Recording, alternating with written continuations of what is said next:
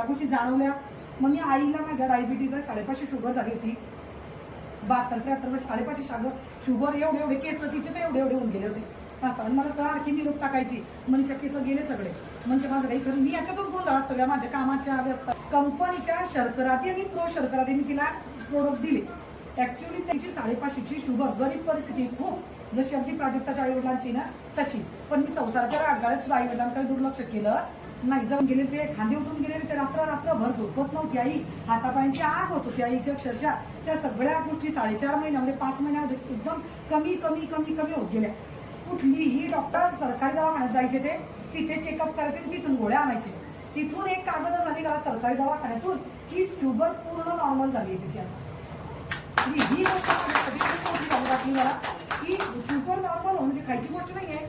माहिती तुम्हाला, कॅन्सर पेक्षा बेकार आजार जर कुठला असेल ना तर मी सांगते तुम्हाला, हा शुगर.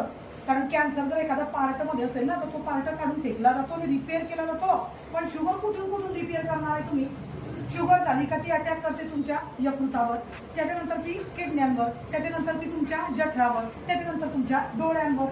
प्रत्येक पार्ट तुमचा शुगरने म्हणजे संवेदनशील होऊन जातो. नंतर स्किनवर येते, ती स्किन इतकी नाजूक होते शुगरवाल्या लोकांची की बोट जरी टुसलं ना तरी तिथे छिद्र पडेल, रक्ताची धार बाहेर येते का काय, इतकी भयानक परिस्थिती होते. पण या सगळ्या याच्यातून मी आईला बाहेर काढू शकली, ही माझ्यासाठी खूप मोठी गोष्ट आहे. म्हणून तुम्हाला मी माझा फीडबॅक सांगितला.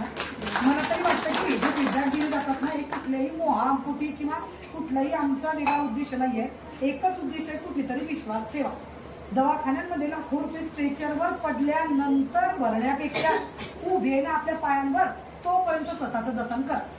आणि लक्षात